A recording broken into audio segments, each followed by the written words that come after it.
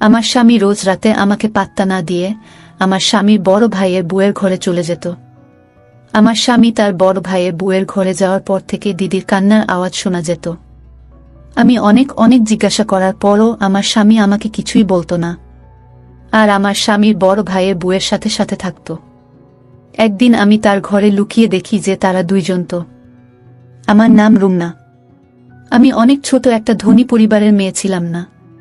আমার বাবা একটা ছোট্ট চাকরি করে আমার আর আমার বড় ভাইয়ের লালন পালন করত।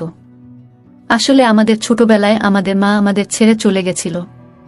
তারপর থেকে আজ অবধি আমাদের বাবাই আমাদের দেখাশোনা করেছেন।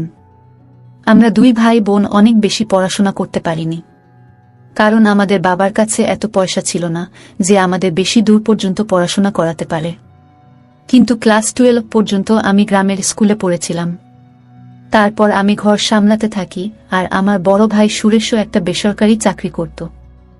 আর দিন চলে যেত মোটামুটি ভাবে। ভাইয়ের উপার্জনের ফলে আমার বাবারও কিছুটা সাহায্য হয়ে যেত। আসলে বাবার উপার্জন এতটা কম ছিল যে সেই পয়সায় ঠিক করে আমাদের সংসার চলত না। কিন্তু যবে থেকে আমার ভাই উপার্জন করতে শুরু করেছে তবে থেকেই আমাদের ভালোভাবে সংসার চলতে শুরু করে। তারপর থেকে আমাদের জীবনে ভালো দিন আসতে শুরু করে, কারণ ভাইয়ের উপার্জিত টাকার পরিমাণ অনেকটাই বেশি ছিল। কিন্তু সমস্যা একটাই ছিল যে সে একটু বেশি রাগী ছিল আর খারাপ কাজে পড়ে গেছিল। প্রায় দিনই আমাদের বাড়িতে নানা রকমের লোক আসত, কিন্তু আমার বাবার কিছুই করার ছিল না, কারণ আমরা তাকে অনেক বোঝানোর চেষ্টা করেছিলাম, কিন্তু সে বোঝার মানুষ ছিল না। এই জন্য আমরা এটা ভেবে ভেবে অস্থির হয়ে যাচ্ছিলাম যে কিভাবে তাকে বোঝানো যায়। ঠিক তখন একদিন আমার মামা আসে আমাদের বাড়িতে। তখন সে বলে আমাদের তার বিয়ে দিয়ে দেওয়া উচিত, তাহলে সে একদম ঠিক হয়ে যাবে। আমাদের তার কথা ঠিক বলে মনে হয়। তার বিয়ে দিলে হয়তো তার ব্যবহারে পরিবর্তন আসবে, হয়তো সে এইসব ভুল জিনিস থেকে বেরিয়ে আসতে পারবে। এই সব কিছু ভেবে আমার বাবা আমার মামাকে বলে যে একটা ভালো পাত্র খুঁজে দাও যাতে আমার ঘরে খুশি আসে, আর তার এই রকম ব্যবহার থেকে আমরা মুক্তি পেতে পারি।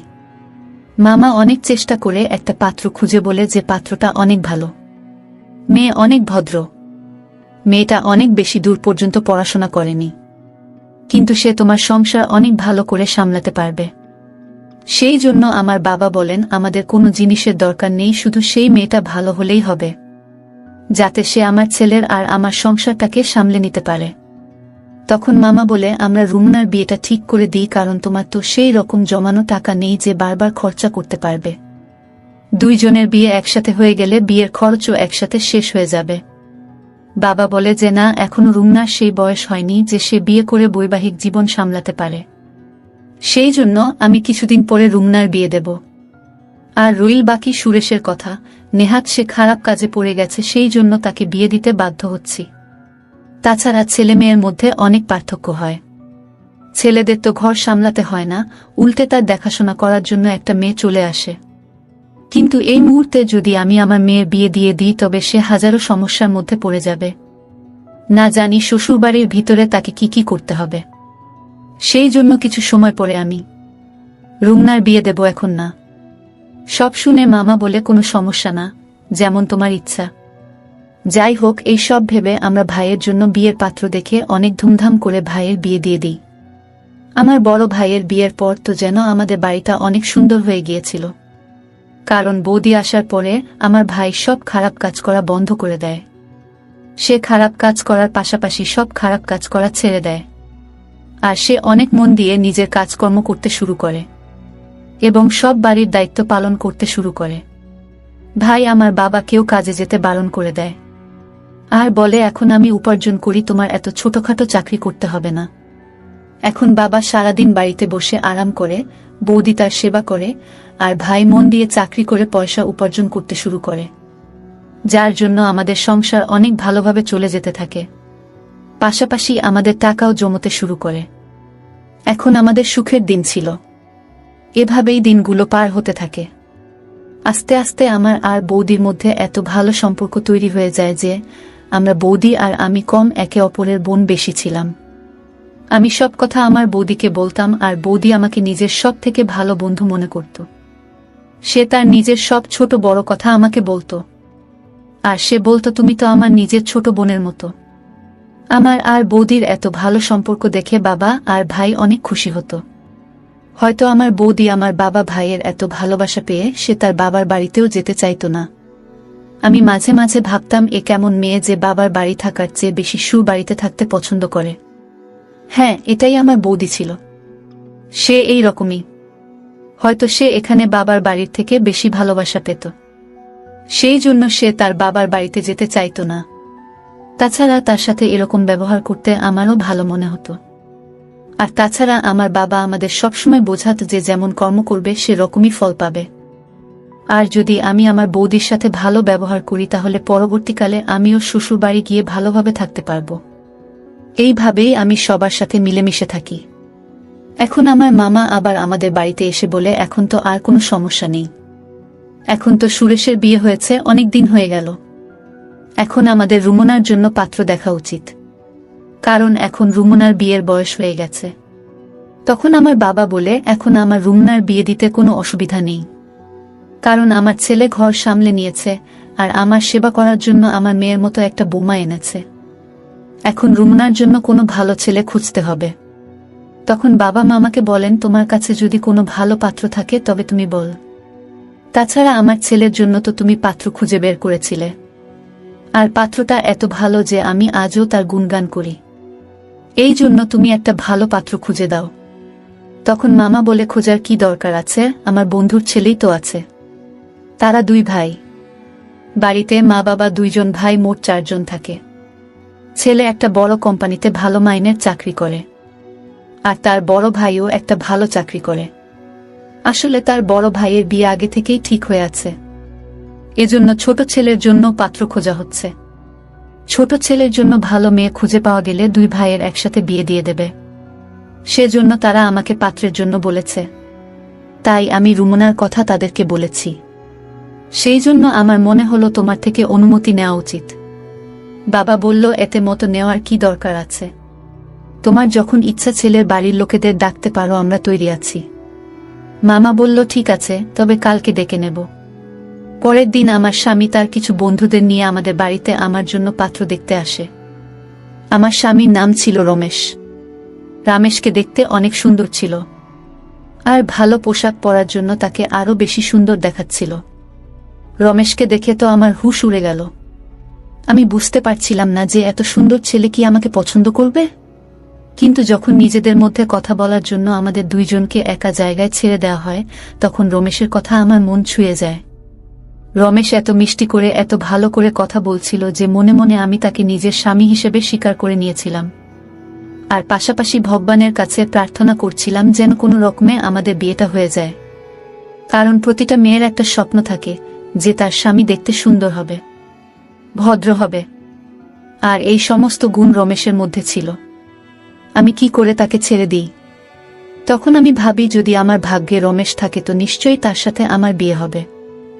যাই হোক, তারা আমাকে দেখে বাড়ি চলে যায়, আর কিছুদিন পরে ফোন করে বলে যে আমাকে তাদের অনেক পছন্দ হয়েছে।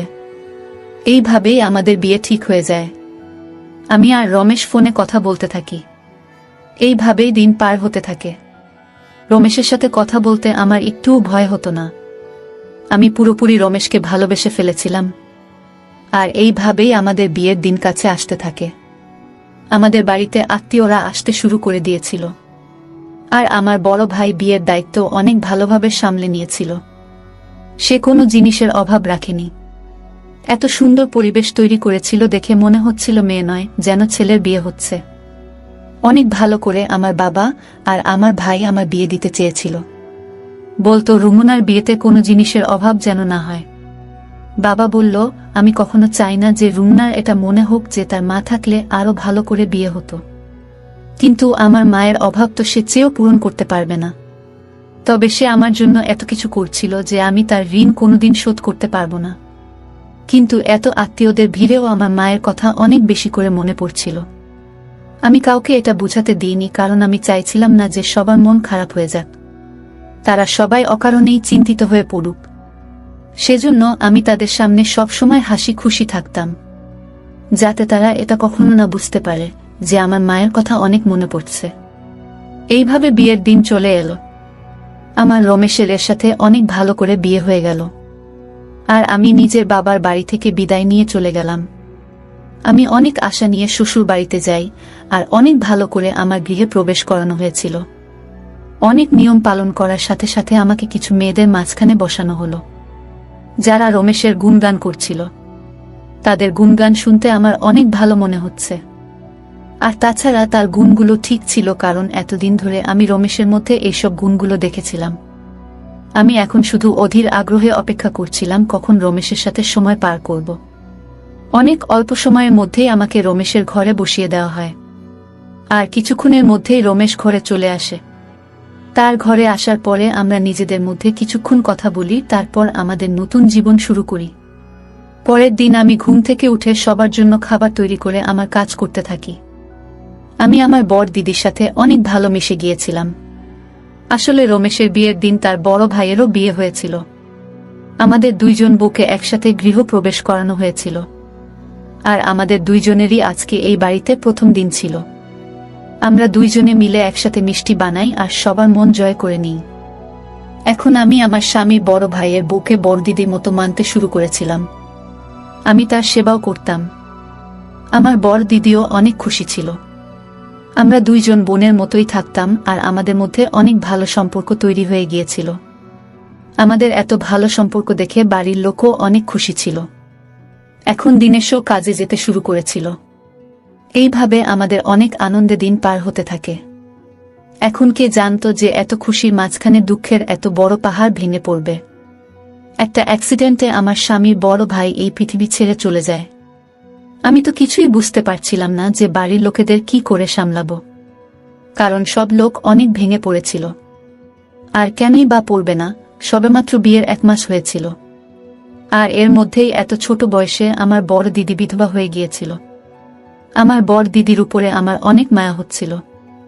আমি কিছুই বুঝতে পারছিলাম না যে আমি কি করে তাকে সামলাবো। আমি কোনো রকমে রমেশকে সামলাই আর বলি, এখন থেকে তোমার বৌদির অনেক খেয়াল রাখতে হবে। আমাদের সেই জন্য কোনোভাবে তার সামনে ভেঙে পড়লে চলবে না। আমাদের সবসময় তাকে ভালো রাখতে হবে। রমেশ আমার কথা বুঝতে পারে, আর আমরা আমার বড় দিদির খেয়াল রাখতে শুরু করি। আস্তে আস্তে সময় পার হতে থাকে, আর আমার স্বামী বড় ভাইয়ের এই পৃথিবী থেকে চলে যাওয়ার 1 বছর হয়ে গিয়েছিল। আমাদের বাড়িতে সবাই বলে যে আমার বড় দিদি বিয়ের মাত্র 1 মাসের মধ্যেই তার স্বামী এই পৃথিবী ছেড়ে চলে যায়, আর তার জীবন শুরু হওয়ার আগেই শেষ হয়ে যায়। তাই সবাই মিলে ঠিক করে যে আমার বড় দিদির আবার বিয়ে দেবে, যাতে সে তার ভবিষ্যৎ জীবনে সুখী থাকে। বেচারির না কোনো সন্তান ছিল আর না স্বামী। সে একলা কি করে এত বড় জীবন পার করবে? কিন্তু আমার বড় দিদি বলে আমি যখন থেকে বিয়ে করে এই বাড়িতে এসেছি, সেই দিন আমি আমার স্বামীকে কথা দিয়েছিলাম, আর আমি যতদিন বাঁচব এই বাড়ির বউ হয়েই থাকব। আর আমি আমার এই কথা সারা জীবন পালন করব।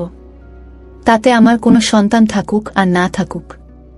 যখন রমেশের সন্তান হবে তখন আমিও তাকে নিজের সন্তানের মতো আদর করব, ভালোবাসব। আমার বড় দিদির এরকম কথা শুনে আমি অনেক খুশি হই। তখন আমি আর রমেশ একটা প্ল্যান বানাই যে আমরা আমাদের প্রথম সন্তান তাকে দিয়ে দেব।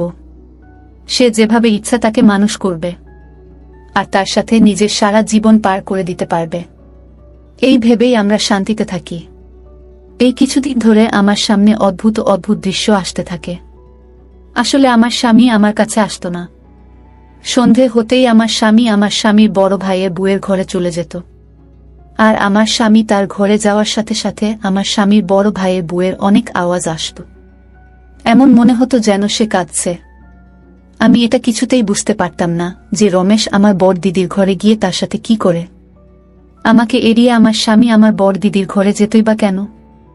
আমি কিছুটা তো আন্দাজ করতেই পেরেছিলাম যে কি হতে পারে।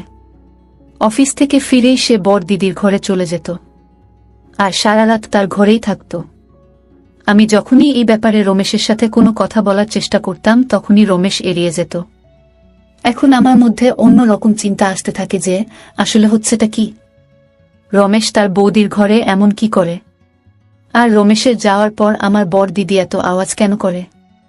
আমি চেয়েও কিছু বুঝতে পারতাম না। আমি এই ব্যাপারে আমার বড় দিদিকে ও কেউ জিজ্ঞাসা করি, কিন্তু সেও কিছু বলে না। আমি বুঝতে পারছিলাম না যে আমি কি করে এদের রহস্য জানতে পারব। আমার এখন সন্দেহ হতে শুরু করে যে নিশ্চয়ই তাদের মধ্যে কিছু একটা চলছে। তা না হলে রমেশ আমাকে কেন এড়িয়ে আমার স্বামীর বড় ভাইয়ের বউয়ের ঘরে যাবে? যদি এমন কিছুই হয়ে থাকে তবে রমেশের উচিত আমার সাথে এসে কথা বলা। কিন্তু রমেশ আমাকে কোনো কিছু বলতে চাইছিল না। তার জন্য আমি একদিন ভাবলাম যে আমি ঘরের মধ্যে লুকিয়ে যাই, যাতে জানতে পারি আসল রহস্যটা কি। তাহলে কোনটা সত্যি আর কোনটা মিথ্যে প্রমাণ হয়ে যাবে। যদি সত্যি এরকম কোনো কথা থেকে থাকে তবে আমি তাদের নিয়ে সবার সামনে যাব। আমি রোজ রোজ আর এইসব সহ্য করতে পারছিলাম না। এইসব ভেবে একদিন আমি তার ঘরে লুকিয়ে বসে রইলাম। কিছুক্ষণ পর তারা যখন ঘরে এলো তারপর আমি যা দেখলাম সেটা দেখে আমার মনটা কেঁপে উঠল। আমি দেখলাম যে আমার স্বামীর বড় ভাইয়ের বউ আমার স্বামীর বড় ভাইয়ের ছবি হাতে নিয়ে কাঁদছিল। তখন রমেশ তাকে আস্তে আস্তে সামলানোর চেষ্টা করছিল। আমি কিছু বুঝতে না পেরে হঠাৎ ঘরের মধ্যে থেকে বাইরে বেরিয়ে আসি। আমাদের হঠাৎ সেখানে দেখে তারা অবাক হয়ে ওঠে।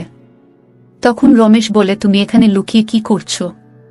তখন আমি বলি, আমি জানতে চাইতাম যে আসলে তোমাদের মধ্যে কি চলছে।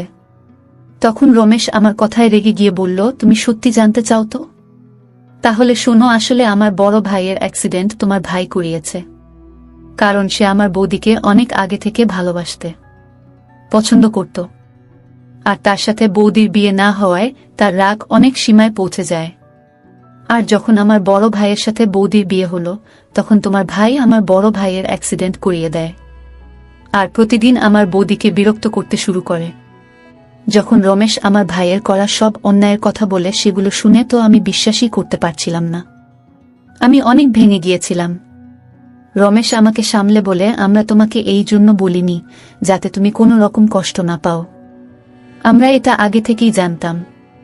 আমি রোজ রাতে ওই জন্য বৌদিকে বোঝাতে আসতাম যে কোনোভাবে যেন রুমনা এইসব কথা না জানতে পারে, আর এই ব্যাপারটাকে আমরা যে কোনোভাবে মিটিয়ে নিতে চাইতাম।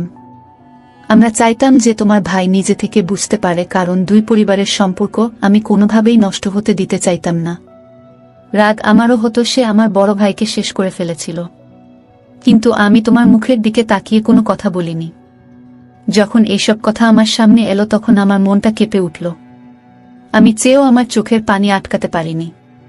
আমি তো ভেবেছিলাম যে আমার ভাই ঠিক হয়ে গেছে, কিন্তু সে তো এত বড় কাজ ঘটিয়ে ফেলেছিল। আমি রমেশকে বললাম, তুমি তাকে শাস্তি দেবে কিনা এটা তোমার ব্যাপার, কিন্তু আমি তো তাকে সাজা দিয়ে ছাড়ব। যখন এইসব কথা আমি বাড়িতে জানাই তখন তারা পুলিশকে ফোন করে, আর পুলিশ এসে তাকে গ্রেফতার করে নিয়ে যায়। আমি সৃষ্টিকর্তাকে অশেষ ধন্যবাদ জানাচ্ছিলাম যে তিনি আমাকে এমন একজন স্বামী দিয়েছে যে সব সময় আমাকে বোঝায়, আমাকে সামলে রাখে।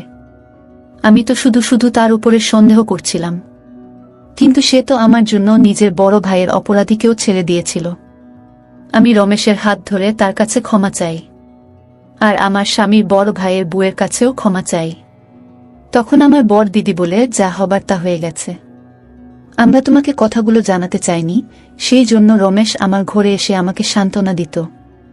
আমরা চাইছিলাম না যে তোমার কোনো সমস্যা হোক, কারণ যখন তুমি জানবে যে এসবের পিছনে তোমার ভাইয়ের হাত আছে তখন তুমি অনেক দুঃখ পাবে। এটা আমরা অনেক ভালো করেই জানতাম।